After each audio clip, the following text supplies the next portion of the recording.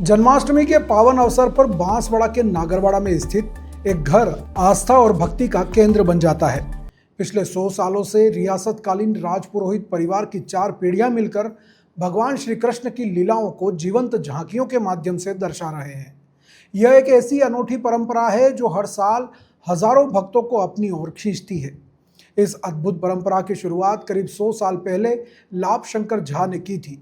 उन्होंने अपने 8 by 8 feet के छोटे मंदिर में कृष्ण जन्मोत्सव मनाना शुरू किया। उसके बाद उनके बेटे गुरुशंकर झा ने इस विरासत को आगे बढ़ाया। अब तीसरी और चौथी पीढ़ी के अलखनाथ झा और भाई दीनू नागर इस कला को एक नए स्तर पर ले गए हैं। उन्होंने झांकी का आकार बढ़ाकर 45 बाई 21 फीट का कर दिया है। पिछले 50 सालों से जिला स्तरीय मटकी फोड़ कार्यक्रम के बाद शहर के लोग रात 12 बजे इस भव्य झांकी के दर्शन के लिए उमड़ पड़ते हैं। अलखनाथ झा बताते हैं कि यह झांकी सिर्फ 3 दिनों में तैयार की जाती है। इसे बनाने में थर्मोकोल, पीओपी, मिट्टी और रुई सहित 21 से भी ज़्यादा चीज़ों का इस्तेमाल किया जाता है। यह सिर्फ एक झांकी नहीं बल्कि मथुरा वृंदावन के असली नक्शे का एक जीवंत अनुभव है। इसमें गोकुल, राधाकुंड, नंदगांव, रमन रेती, जहां कृष्ण ने यशोदा मैया को ब्रह्मांड दिखाया था, यमुना नदी, मानसी नदी और कंसवत के स्थान को हूबहू दर्शाया जाता है। झांकी के साथ साथ परिवार की महिलाएं भी पूरी श्रद्धा से सेवा करती हैं। भगवान के 56 भोग बनाने के लिए घर में ही शुद्ध घी बनाया जाता है।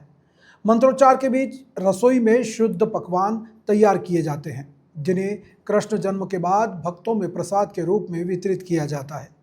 यह परंपरा सिर्फ एक झांकी नहीं है बल्कि एक परिवार के अटूट आस्था का प्रतीक है, जो हर साल बांसवाड़ा के लोगों को भगवान श्री कृष्ण की लीलाओं से जोड़ती है।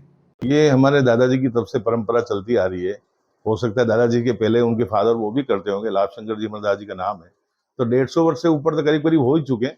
हमारी ये परंपरा है कि जन्माष्टमी जब आती है तो उस दिन हम जन्म कृष्ण की पूरी लीला को हम अपने हाथों से बना के भगवान के सामने रखते हैं। और छठी जैसे बच्चे की आती है ना, ऐसे 5 से 6 दिन हम इस झांकी को रखते हैं हम लोग, और इसी तरह हम उत्सव इसी तरह मनाते हैं। इस झांकी में क्या क्या बनाया जाता है? इस झांकी में शुरू से कृष्ण जन्म से लेकर कंस के वध तक की पूरी लीला होती है। जो मथुरा वृंदावन में जो 84 कोस की यात्रा होती है, उसको दर्शाने की कोशिश हम करते हैं कि जहाँ जहाँ लोग हम इसको दर्शाएं। उसमें गोवर्धन लीला होगी, उसके बाद मटकी फोड़ हो गया, उसके बाद आपका गोकुल में जो हो रहा है कालिया मर्दन हो गया, और बाकी राक्षस सारे हैं, अगासुर, बगासुर, और जितना हो सके उतनी लीला जितनी कवर हो सकती है हम कवर करते हैं। जी, आपका नाम? दीनू नागर। जी, आपके दादाजी का क्या नाम बताया? लाभ शंकर जी। और उसके शहर का कौन सा क्षेत्र है? ये शहर का कौन सा क्षेत्र है ये बांसवाड़ा क्षेत्र है।